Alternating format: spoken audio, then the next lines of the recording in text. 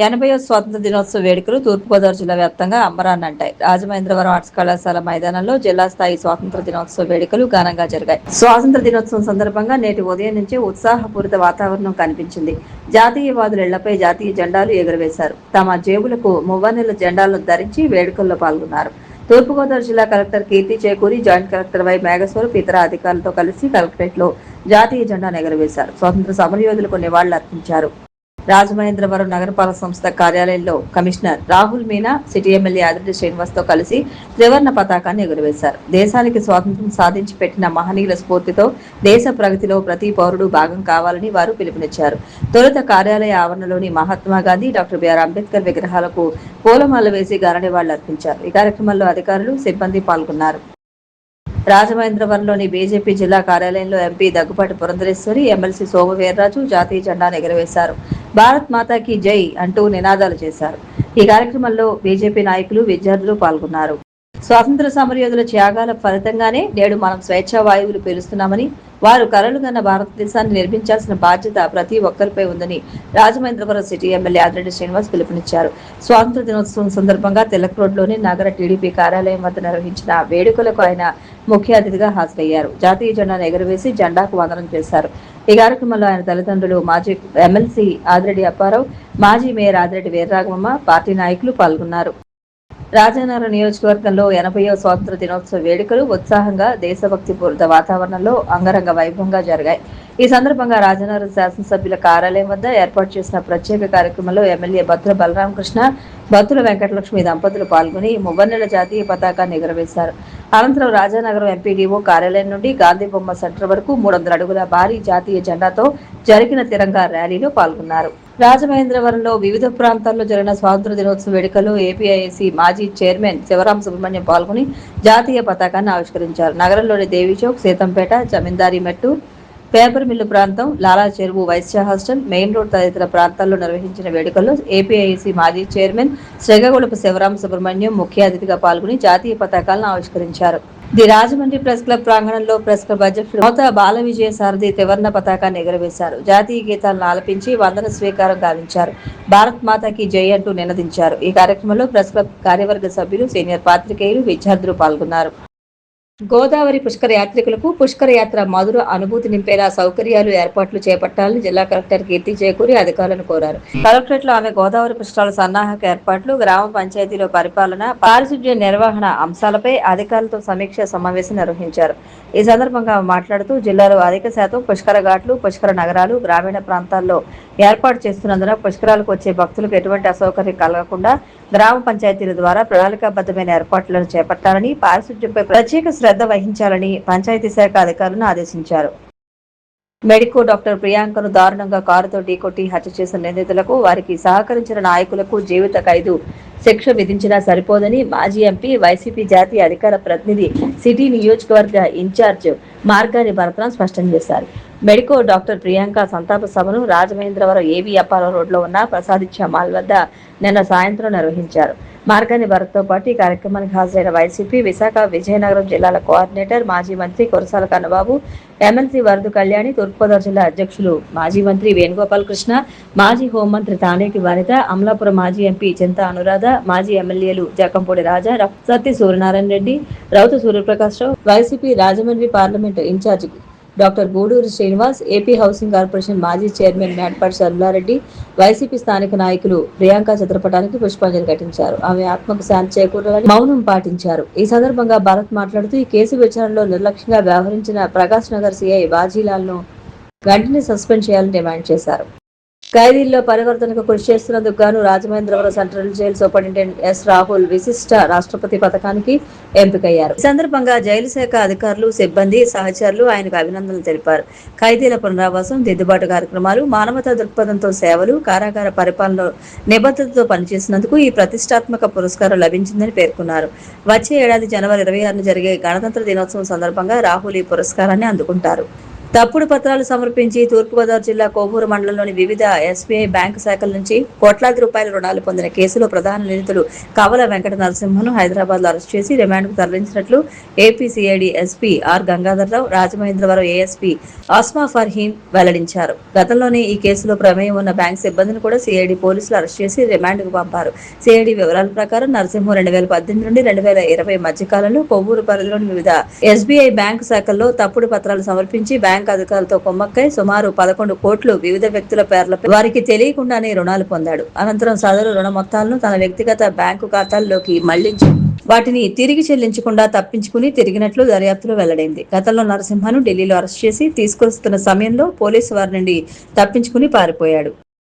రాజమహేంద్రవరానికి చెందిన ప్రముఖ కార్టూనిస్ట్ వి శేఖర్ 2026 శ్రీ స్వామియాజు శివరామయ్య హైమావతి పురస్కారానికి ఎంపికయ్యారు. నిర్వాహకులు అన్నం శ్రీధర్ బాచి, సోమయాజుల వెంకటరమణ ఈ మేరకు ప్రకటించారు. నేటి సాయంత్రం విజయవాడలోని బాలోత్సవ భవన్లో జరిగే స్వాతంత్ర దినోత్సవ వేడుకలో శేఖర్ సీనియర్ న్యాయవాది, ఏపీ బార్ కౌన్సిల్ సభ్యుడు బివి కృష్ణారెడ్డి చేతుల మీదుగా పురస్కారాన్ని అందుకుంటారు. ఈ సందర్భంగా ఆయనను పలువురు అభినందించారు. సుమారు 52 ఏళ్లకు పైగా వివిధ దిన, వార, మాసపత్రికల్లో వేలాది కార్టూన్లు గీసిన శేఖర్ కు అంతర్జాతీయ, జాతీయ, రాష్ట్ర స్థాయిలో అనేక పురస్కారాలు లభించాయి.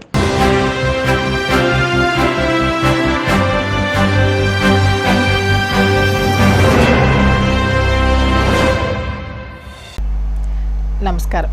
సిసిసి డిజిటల్ 230 PM న్యూస్కు స్వాగతం. ముందుగా ముఖ్యాంశాలు.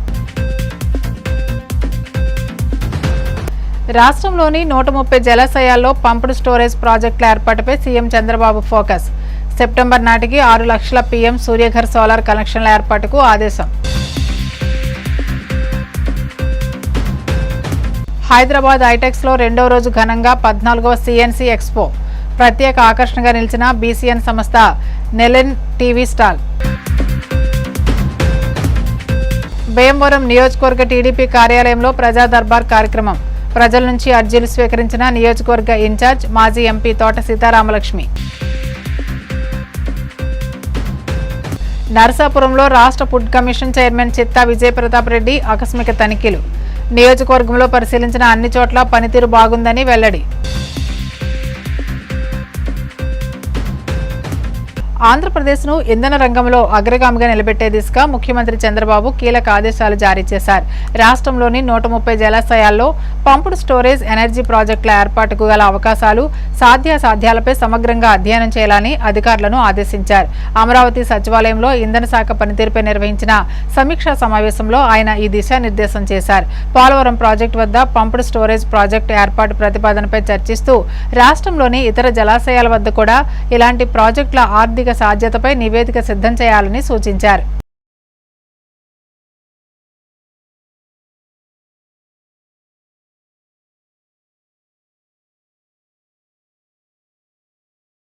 హైదరాబాద్ ఐటెక్స్లో 14వ సిఎన్సి ఎక్స్పో రెండో రోజు ఘనంగా జరిగింది.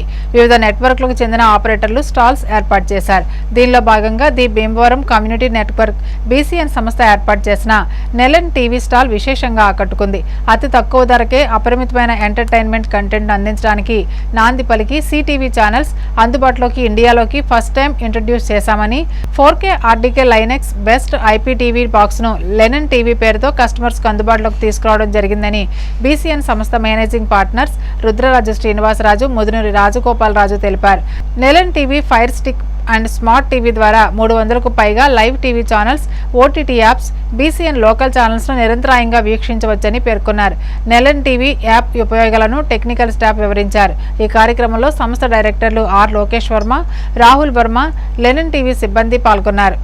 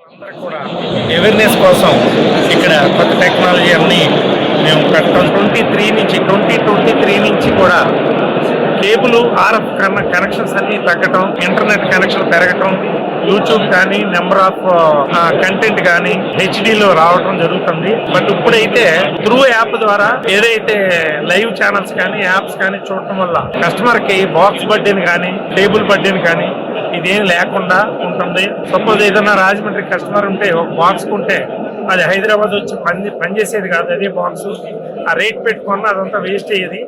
ఇప్పుడు అలా వేస్ట్ అవ్వాల్సిన పని లేదు. ఈ app any area in India మీకు సేమ్ కంటెంట్ సేమ్ సబ్స్క్రిప్షన్ ఉన్నా అదే సబ్స్క్రిప్షన్ తోటి మీకు కస్టమర్ వాచ్ చేసి చూడొచ్చు. ఇది కస్టమర్ చాలా అడ్వాంటేజ్. విఓడి కానీ 2-way సిస్టమ్ కానీ వెరీ లో ఎంబీలో 3 MB 4 MB 5 MBలో కూడా పర్ఫెక్ట్ హెచ్డి తోటి యూట్యూబ్ కంటెంట్ కానీ అవకాశం ఉంది. ఇది వరకు కేబుల్ అంటే 300 రూపీస్ కంపల్సరీ పే చేయాలని ఉంది. కానీ యాప్ ద్వారా 50 రూపాయల నుంచి 300 దాకా కూడా మీ బడ్జెట్ని బట్టి ప్యాకేజ్ సెలెక్ట్ చేసుకుని చూసే అవకాశం దీంట్లో ఉంది. చాలా హెచ్డి కంటెంట్ కూడా అవైలబిలిటీ ఉంది. ఈ యాప్ ఇండియాలోనే ఇన్ని మోడిఫై చేసి సింగిల్ పేజ్లో అన్ని ఫార్మేట్లు వచ్చిన యాప్ మా 35 ఎక్స్పీరియన్స్లో ఫస్ట్ టైం ఇన్ ఇండియా నెలనే యాప్ అన్నది. అన్ని ఫార్మాట్లు సింగిల్ పేజ్ లో ఉన్నాయి. లైవ్ కంటెంట్ కానివ్వండి, యాప్స్ కానివ్వండి, 2-way కానివ్వండి, విఓడి కానివ్వండి, కొత్త మూవీ కానివ్వండి, ఫ్యూచర్ అంతా కూడా ఒక థియేటర్కి వెళ్ళి 1000 రూపాయలు ఖర్చు పెట్టి చేయాల్సిన అవసరం లేదు. అదే 50 రూపాయలు సేమ్ డేలో మీకు దీంట్లో 1 డే ప్యాక్ కానీ 6 అవర్స్ ప్యాక్ కానీ 6 అవర్స్ ఎప్పుడైనా చూడొచ్చు. అది అటువంటివి కూడా దీంట్లో యాడ్ చేసి ఉన్నాయి. Very good app in India. First time నెలన్ యాప్ మేమే తయారు చేసాం. అది ఈ స్టేజ్కి రావడానికి 3 to 4 years పట్టింది. 100 కోట్లు ఖర్చు పెట్టి తయారు చేయడం జరిగింది. అన్ని ఫార్మాట్లు దాంట్లో ఈజీ యాక్సెస్ కంటెంట్ కూడా వాయిస్ కమెంట్తో కూడా ఛానల్ చూడొచ్చు. ఫేవరెట్స్ అని దాంట్లో ఫ్యూచర్ చాలా ఎక్కువ.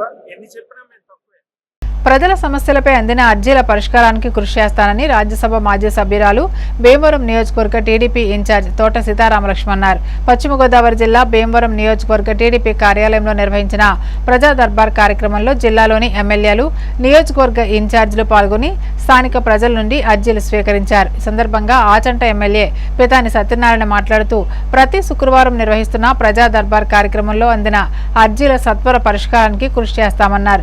తణుకు ఎమ్మెల్యే ఆర్మిల్లి రాధాకృష్ణ మాట్లాడుతూ తోట సీతారామలక్ష్మి 4 దఫాలుగా ఉమ్మడి పశ్చిమ గోదావరి జిల్లా అధ్యక్షురాలుగాను, రాజ్యసభ సభ్యురాలుగాను, పోలిట్ బ్యూరో మెంబర్గాను అనేక పదవులు నిస్వార్థంగా అంకిత భావంతో నిర్వహించారని అన్నారు. ఉమెన్ ఫైనాన్స్ కార్పొరేషన్ చైర్పర్సన్ పీతల సుజాత మాట్లాడుతూ స్త్రీ శక్తి పథకం ద్వారా ఆర్టీసీ బస్సుల్లో మహిళలకు ఉచిత ప్రయాణాన్ని కల్పించి సంవత్సర కాలం పూర్తి చేసుకుని సమర్థవంతమైన పరిపాలన ముఖ్యమంత్రి చంద్రబాబు అందిస్తున్నారన్నారు. ఏపీ భవన నిర్మాణ కార్మికుల corporation chairman Tadepalligudem in charge Valavala Babji, TDP Narasapuram నియోజకవర్గ ఇన్ఛార్జ్ పొత్తూరి రామరాజు మాట్లాడుతూ వైసీపీ ప్రభుత్వ హయాంలో అన్ని వ్యవస్థలు నాశనమయ్యాయని, ఎన్డీఏ కూటమి ప్రభుత్వం చంద్రబాబు నాయకత్వంలో ఏపీ శరవేగంతో అభివృద్ధి చెందుతుందన్నారు.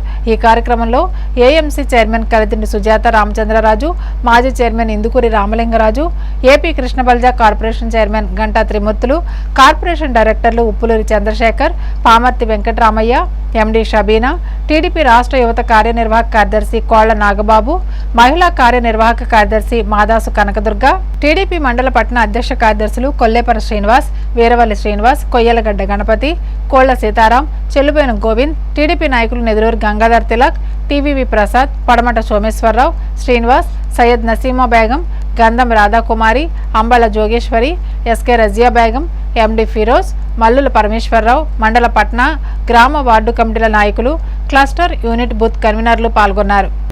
ప్రజల విన్నపాన్ని ప్రభుత్వానికి తెలియజేయడానికి ఒక వారధిగా పనిచేస్తున్న సీతారామలక్ష్మి గారు మాజీ పార్లమెంటేరియన్ మరియు జిల్లా తెలుగుదేశం పార్టీ అధ్యక్షుడిగా అనేక సంవత్సరాలు సేవ చేసి ఈ కార్యక్రమంలో పాల్గొన్న చైర్మన్ సుజాత గారు, చైర్మన్ రామ్జీ గారు, మరి ఇతర పార్టీ పెద్దలు, మార్కెట్ చైర్మన్ గారు, పెద్దలారా అందరూ కూడా ఈనాడు ఈ కార్యక్రమంలో చాలా మంది టిట్కో ఇళ్ళ మీద ఆనాడు డబ్బులు కట్టించుకుని ఈరోజు కూడా అది పరిష్కారం కాక డబ్బులు తీసుకుని ఏం చేశారో తెలియదు. దాని మీద ఇవాళ పలు విజ్ఞాపనలు వచ్చాయి.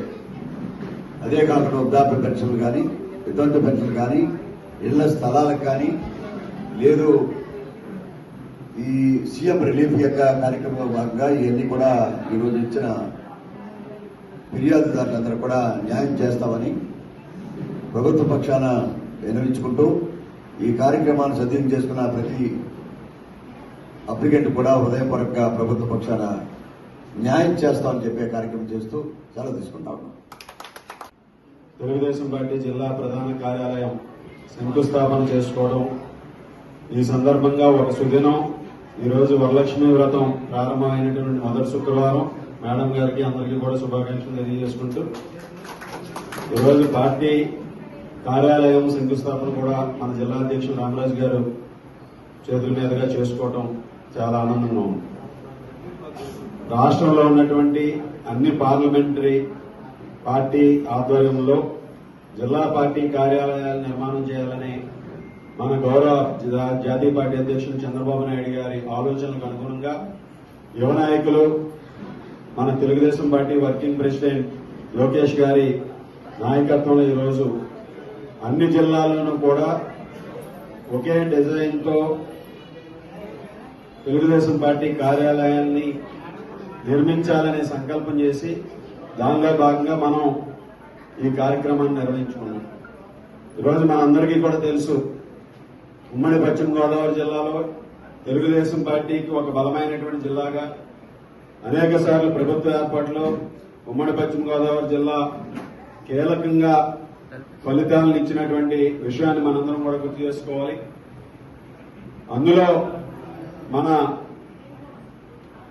సీతారామలక్ష్మి గారి పాత్ర, జిల్లా తెలుగుదేశం పార్టీ అధ్యక్షురాలుగా 4 సార్లు కన్సిక్యూటివ్ గా చేసి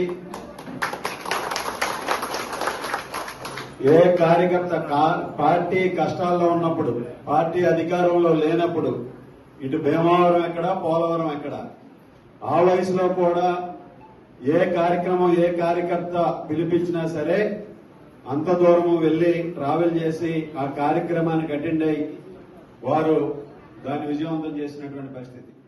2024 ముందు ఏదైతే కూటమి ఏర్పడి ఏదైతే హామీలు ఇచ్చామో అవన్నీ కూడా ప్రభుత్వం వచ్చిన తర్వాత ఒక్కొక్కటిగా అమలు చేసుకుంటూ ముందుకు వెళ్తున్నాం. మరి అందులో భాగంగానే సూపర్ 6 కార్యక్రమాలు కూడా సూపర్ హిట్ చేయడం కూడా జరిగింది. ఈ రోజున గ్రీవెన్స్ కార్యక్రమం కూడా చంద్రబాబు నాయుడు గారి యొక్క ఆదేశాల మేరకు గ్రీవెన్స్ కార్యక్రమం ఏర్పాటు చేసి ప్రతి ఆఫీసులో, ప్రతి కలెక్టరేట్ లో, ప్రతి ఎవ్రీ డిపార్ట్మెంట్ ఆఫీసులో కూడా గ్రీవెన్స్ ఏర్పాటు చేయడం జరిగింది. అక్కడికి ప్రజలు తీసుకొచ్చినటువంటి సమస్యలని సత్వర పరిష్కారం కూడా చేస్తూ ముందుకు వెళ్తున్నామని తెలియజేస్తున్నాం. ఈ రోజున భీమవరం నియోజకవర్గంలో మరి సమస్యలన్నీ కూడా ప్రజలు మరి మేడం గారి దృష్టికి తీసుకువచ్చిన వెంటనే కూడా అవన్నీ వీలైనంత వరకు ఇక్కడ అయిపోయే పనులన్నీ కూడా చేయడం జరుగుతుంది. గ్రీవెన్స్ కార్యక్రమంలో ప్రజలు మా వద్దకు మేడం దగ్గరికి వచ్చి అడగటం జరుగుతుంది. ప్రతి చోట కూడా ఈ సమస్య వచ్చిన వెంటనే ఇవన్నీ కూడా త్వరలోనే కొత్త పెన్షన్స్ కూడా కూటమి ప్రభుత్వం ఇవ్వబోతుందనే విషయాన్ని తెలియజేస్తున్నాం. ముఖ్యంగా సీతారామలక్ష్మి గారి ఆధ్వర్యంలో ప్రతి శుక్రవారం ప్రజా దర్బార్ కార్యక్రమాన్ని నిర్వహించడం, దాంట్లో భాగంగా ఇక్కడ వచ్చిన ఏదైతే సమస్యలు ఉన్నాయో అవన్నీ కూడా సంబంధిత అధికారులకి పంపించి మరి ఇవన్నీ కూడా క్లియర్ చేయడానికి ఆవిడ ప్రతి శుక్రవారం కూడా ఈ కార్యక్రమాన్ని నిర్వహించి అలాగే ఇక్కడ వచ్చిన వారందరికీ కూడా భోజన సదుపాయాలు ఏర్పాటు చేసిన మరి ఇంత మంచి కార్యక్రమాన్ని నిర్వహిస్తున్న కోట సీతారామలక్ష్మి గారికి ధన్యవాదాలు తెలియజేస్తున్నాం. ఏదైతే మనకి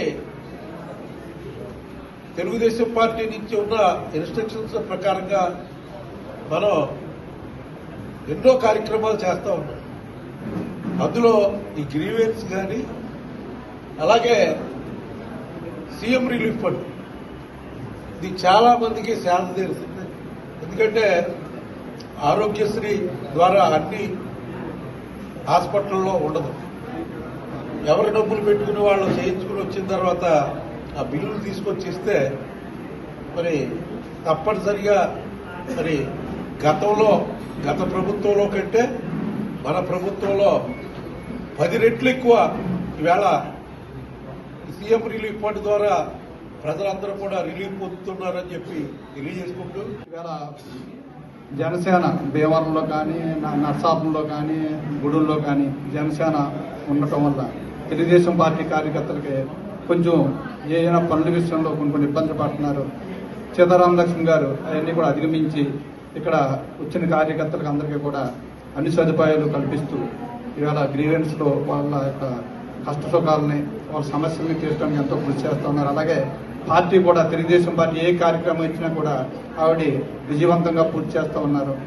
అలాగే ఇవాళ మనం జిల్లా పార్టీ కార్యాలయం శంకుస్థాపన చేసుకోవడం అంటే చాలా శుభ పరిమాణం. ఇది చాలా చరిత్రాత్మకమైన విషయం. ఎందుకంటే ఇవాళ జిల్లా పార్టీలే కాదు, ఇవాళ నియోజకవర్గ స్థాయిలో కూడా పార్టీ ఆఫీసులు నిర్మించడానికి మన జాతీయ అధ్యక్షుడు చంద్రబాబు నాయుడు గారు కానీ లోకేష్ బాబు గారు కానీ మంచి నిర్ణయం తీసుకున్నారు. ఈ యొక్క కార్యాలయం ఉండటం వల్ల తెలుగుదేశం పార్టీ కార్యకర్తకి ప్రతి ఒక్కరికి కూడా ఇది మన ఆఫీసు అనేటువంటి సాటిస్ఫై పార్టీ మీద ఇంకా ఎంతో నమ్మకం కలగడానికి ఇది చాలా ఉపయోగపడుతుందని చెప్పని ఈ రోజు కూడా జరుగుతుంది. ఈ యొక్క గ్రీవెన్స్ కార్యక్రమానికి భీమవరం మండలం, వీరవాసల మండలం, భీమవరం టౌన్ నుంచి సుమారు ప్రతి శుక్రవారం కూడా 150 మంది రావడం, ఆ 150 మందికి కూడా ఒక సీఎం రిలీఫ్ ఫండ్లు కానీ, అలాగే టిక్కో హౌస్లు కానీ, అలాగే ఇతరితర ఒక రోడ్డు సమస్య కానీ, అలాగే కరెంటు సమస్య కానీ, వాటర్ సమస్య కానీ ఏ వచ్చినా సరే మేడం గారికి చెప్పడం, మేడం గారికి వెంటనే ఆ అధికారులకి తెలియజేయడం, ఆ ఒక పని పూర్తి చేయడం. అలాగే మేడం గారి ఆధ్వర్యంలో ఈ రోజు వరకు రాష్ట్రంలోని సీఎం రిలీఫ్ ఫండ్ కింద నారా చంద్రబాబు నాయుడు గారు ఎంతో ప్రజలకి అందుబాటులో ఉండి అందరూ ఆరోగ్యంగా ఉండాలని రాష్ట్రంలో ఎమ్మెల్యేల ద్వారా, ఇన్ఛార్జీల ద్వారా ఈ రోజు వరకు రాష్ట్రంలో సీఎం రిలీఫ్ ఫండ్ కింద 1400 కోట్లు ఇవ్వడం జరిగింది. డిఎస్సి నియామకాల్లో కూటమి ప్రభుత్వం భారీ అక్రమాలకు పాల్పడి అర్హత ఉన్న నిరుద్యోగ యువతకు అన్యాయం చేసిందని వైసీపీ ఎమ్మెల్యే తాటిపత్తి చంద్రశేఖర్ ధ్వజమెత్తారు. డిఎస్సి ప్రశ్నాపత్రాల లీకేజీ, పరీక్షల నిర్వహణలో అవకతవకలు, మెరిట్ అభ్యర్థులకు జరిగిన అన్యాయం, అధికార పార్టీ నేతల సిఫార్సులతో నియామకాలు జరిగాయన్న ఆరోపణలపై సమగ్ర దర్యాప్తు జరపాల్సిన అవసరం ఉందని ఆయన స్పష్టం చేశారు. ఈ వ్యవహారానికి నైతిక బాధ్యత వహిస్తూ విద్యాశాఖ మంత్రి నారా లోకేష్ వెంటనే రాజీనామా చేయాలని, డిఎస్సి లీకేజీలు, అక్రమాలపై రాష్ట్ర ప్రభుత్వ పరిధిలో కాకుండా సిబిఐతో సమగ్ర విచారణ జరిపించాలని డిమాండ్ చేశారు. అంతవరకు వైసీపీ ఆందోళన కొనసాగుతుందని స్పష్టం చేశారు. 2,70,000 పైచిలకు ఉద్యోగాలు ఇచ్చినటువంటి శ్రీ జగన్మోహన్ రెడ్డి గారు ఏం చేయాలి? 50,000 ఉద్యోగాలు ఆర్టీసీలో, 1,65,000 ఉద్యోగాలు పైచిలకు సచివాలయ వ్యవస్థలో, విద్యాశాఖలో, వైద్య శాఖలో, పోలీస్ శాఖలో అనేక ఉద్యోగాలు ఇచ్చినా ఎక్కడా ఈ విధంగా డబ్బా కొట్టుకోవాలి. ఈ డబ్బా రాయిళ్లకే ఈ డబ్బా సరిపోయింది. తండ్రి కొడుకులు ఇద్దరు భలే దొరికారు. చేసేదంతా దోపిడీ, చెప్పేదంతా బోగస్ తప్ప నిజాలు మాట్లాడేటటువంటి అలవాట్లేదు నారా లోకేష్ గారికి, చంద్రబాబు నాయుడు గారికి. మళ్ళీ ఏదో ఒక సభలో చూశాను నేను అబద్ధం చెప్తానా అని అడుగుతున్నాడు. నీ జీవితంలో నిజం ఎప్పుడు చెప్పావండి చంద్రబాబు గారు? ఏ రోజన్నా చెప్పావా? ఏదో శాపం ఉన్నట్టు ఆ నిజం చెప్తే తల 100 ముక్కలు అవుతుందని ఎవరికో శాపం ఉన్నట్టు బహుశా మీకు కూడా నిజం చెప్పకూడదనే ఒక నిబంధన ఉన్నట్లుంది. ఈరోజు రాష్ట్ర వ్యాప్తంగా ఈ విధంగా ఫ్లెక్సీలు వేస్తున్నారు శ్రీ జగన్మోహన్ రెడ్డి గారి మీద. నువ్వు డబ్బా కొట్టుకుంటూ వేసుకున్నావు సరే, మా నాయకుడి ఫోటో ఎందుకు వేస్తున్నావు ఇక్కడ? రేపటి నుంచి మేము కూడా వేయిస్తాం రాష్ట్ర వ్యాప్తంగా. నీ కేసులకు భయపడం, నీ ఉడతూపులకు భయపడం, నువ్వు చేసేటటువంటి దుర్మార్గపు రెడ్ బుక్ అనేటటువంటి బ్లడ్ బుక్ కు భయపడం, నువ్వు పారిస్తున్నటువంటి రక్తపు టేరులు ఈ రాష్ట్రంలో, ఆడబిడ్డలు మానభంగాలు, మహిళలపై అఘాత్యాలు, కుప్పంలోనే చెట్టుకు గట్టేసి మహిళను కొట్టారంటే రక్షణ ఉందా? రాజమండ్రిలో ఒక మహిళ మీద, ఒక విద్యార్థి మీద, ఒక మెడికో మీద ఒక వ్యక్తి కారుని తల మీద పోనిచ్చి చంపివేస్తే అమ్మాయి చనిపోయిన దాకా ఆ కుటుంబాన్ని పరామర్శించడానికి ఒక్కడు బోల వైఎస్ఆర్ కాంగ్రెస్ పార్టీ తరఫు నుంచి శ్రీ జగన్మోహన్ రెడ్డి గారు వారు చెల్లించిపోయి ఆ కుటుంబాన్ని మనం ఆదుకోవాలి చంద్ర, మీరు వెళ్ళి రండి హైదరాబాద్ అని మమ్మల్ని పంపించి వైద్యానికి సహాయం చేద్దాం, వారికి అండగా నిలబడదామని మమ్మల్ని పంపించారు. మేము వెళ్ళాం. హోంమంత్రికి కానీ ఎవరికి కూడా చలనం లేనటువంటి మొద్దు ప్రభుత్వం ఈ పని చేస్తే నీ తప్పుల మీద, నువ్వు చేస్తున్నటువంటి అరాచకాల మీద, మీరు ఆడిస్తున్నటువంటి పేకాట క్లబ్బుల మీద, మీరు అమ్మిస్తున్నటువంటి నారావారి సారా షాపుల మీద, మీరు చేయిస్తున్నటువంటి మట్టి కుంభకోణాల మీద, ఇసుక కుంభకోణాల మీద నీ ఫోటోలు కూడా వేసి మేము కూడా వేస్తాం. ఈ విధంగా మా నాయకుడిని మీరు అవమానపరిస్తే అంతగా 10 ఇంతలు అవమానపడతారు. తస్మాత్ జాగ్రత్త. ఇమీడియట్ ఇట్లాంటి పిరికి పంద చర్యల్ని మానుకోవాలి, లేకపోతే నేనే వేయిస్తా, నా నియోజకవర్గంలో వేయిస్తా. 16,000 ఉద్యోగాలు ఇచ్చి పనికి మాలినటువంటి పని చేసి 30,000 పైచిలకు కంప్లైంట్లు వచ్చాయి ఈ డిఎస్సి మీద. ఇంతకు మించి చేతగానితనం, అనర్హత, అసమర్థత ఉంటుందా నారా లోకేష్? 16,000 ఉద్యోగాలకి 30,000 కంప్లైంట్ల, 32,000 మంది ఫిర్యాదులు ఇచ్చారయ్యా డిఎస్సి మీద జరిగినటువంటి అక్రమాల మీద. అందినయా లేదా? మీ డిపార్ట్మెంట్కే కదా అందింది. మరి ఏ ఫిర్యాదు మీద స్పందించారా? స్పందిస్తే ఏం స్పందించారు? డిఎస్సి అంటే డిస్ట్రిక్ట్ సెలక్షన్ కమిటీ. దీన్ని వీళ్ళు అర్థం మార్చారు. నారావారు డైనింగ్ సెలక్షన్ కమిటీగా మార్చేశారు. డైనింగ్ టేబుల్ మీద అబ్బా కొడుకులు కూర్చుంటారు, తోడల్లుని ఒకవైపు, తోడు ఎమ్మెల్యేని ఇంకొకరి వైపు, 10 మంది తన వర్గంలో ఉన్నటువంటి వాళ్ళని కూర్చొని పెట్టుకొని డిస్ట్రిక్ట్ లో సెలెక్ట్ చేయలే, దీన్ని డైనింగ్ టేబుల్ మీద సెలెక్ట్ చేసినట్టుగా ఉంది. ఖోఖోలో, సాఫ్ట్ బాల్లో ఏందండి ఉద్యోగాలు? ఒకరేమో మీ ఎమ్మెల్యే కోన రవికుమార్ 38 ఉద్యోగాలు ఇస్తాడు. ఒకరేమో నారా లోకేష్ గారి తోడల్లుడు భరత్ గారు, ఎంపీ గారు 39 ఉద్యోగాలు ఇస్తారు. ఏ అర్హత అయ్యా అంటే కేవలం అర్హత ఏంటి? తెలుగుదేశం పార్టీకి మూటలు చెల్లించినందుకేమో అనిపిస్తుంది. ఎందుకంటే టెట్ రాయాలి, అర్హత సాధించాలి, క్వాలిఫికేషన్ ఉంటేనే క్వాలిటీ ఎడ్యుకేషన్ అందించగలుగుతారు. తరాల వారికి, భావితరాల భవిష్యత్తు అయినటువంటి బిడ్డలకి ఎడ్యుకేషన్ అందించాలి అంటే, వారిని తయారు చేయాలి అంటే, భావితరాల భవిష్యత్తుగా వారిని నిలబెట్టాలి అంటే అర్హత కలిగినటువంటి వారిని సెలెక్ట్ చేస్తేనే అది సాధ్యమవుతుంది. ఆటల్లో పోటీ చేసిన వాళ్ళు కాదు వీళ్ళు, పోటీ చేసినట్టు సర్టిఫికేట్ తెచ్చుకున్న వాళ్ళు. మామూలుగా కాల్ లెటర్ వచ్చిన వాళ్ళకి ఉద్యోగాలు రాలా డిఎస్సిలో. లంచాలు ఇచ్చినటువంటి కొంతమందికి, వీళ్ళు ఇష్టపడినటువంటి, ఇష్టమైనటువంటి, లవ్ చేసినటువంటి వాళ్ళకి, లాయల్టీ పే చేసినటువంటి వాళ్ళకి ఎల్ లెటర్స్ ఇచ్చారు.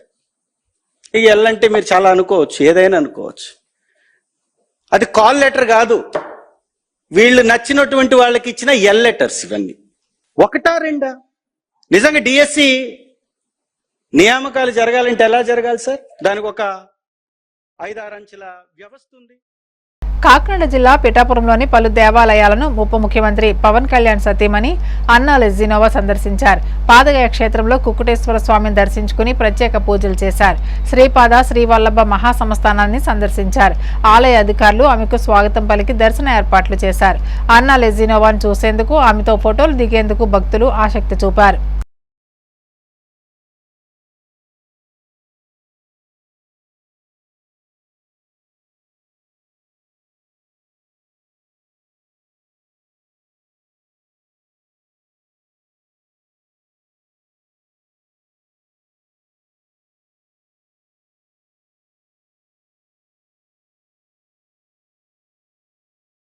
పశ్చిమ గోదావరి జిల్లా నరసాపురం నియోజకవర్గంలో రాష్ట్ర ఫుడ్ కమిషన్ చైర్మన్ చిత్తా విజయ ప్రతాప్ రెడ్డి ఆకస్మిక తనిఖీలు చేశారు. పట్టణంలోని అంగన్వాడీలు, స్కూల్, రేషన్ షాప్, నక్కవారిపాలెం మహాత్మా జ్యోతి బాపులే బాలిక రెసిడెన్షియల్ హాస్టల్, ఎల్బిచర్ల ఎస్సీ హాస్టల్ పరిశీలించారు. విద్యార్థులకు అందిస్తున్న ఆహారాల పట్టికపై ఆరా తీశారు.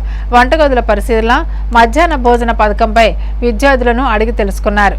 లెనిన్ హైస్కూల్ తనిఖీ చేసి సంతృప్తి వ్యక్తం చేశారు. ప్రిన్సిపల్ యు పెద్దిరాజుని సత్కరించారు. డిపో నుండి రేషన్ షాపులకు వచ్చే బియ్యం తూకం తక్కువగా ఉంటుందని, తన దృష్టికి వచ్చిందని, వాటిపై చర్యలు తీసుకోవాలని ఆదేశించామన్నారు. విద్యార్థులు కష్టపడి చదివి అందరికీ ఆదర్శంగా నిలవాలని సూచించారు. ఆయన వెంట ICDS CDPO Urmila, MEO Pushparajyam, John Prabhakar, ఇతర సిబ్బంది ఉన్నారు.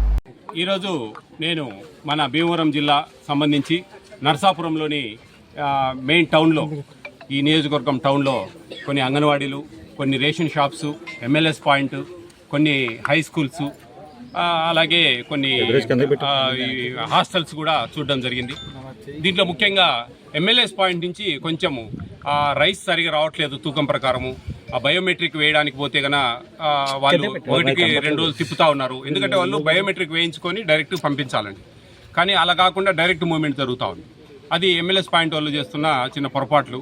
అవన్నీ కూడా రెక్టిఫై చేసుకోమని ఒక ఛార్జ్ మేము ఇమ్మని చెప్పాము, ఎక్స్ప్లెనేషన్ ఇమ్మని అక్కడ పనిచేసే టెక్నికల్ అసిస్టెంట్ను. అలాగే డీలర్లు అందరూ కూడా ఇది సార్ మా ప్రాబ్లం అని చెప్పారు.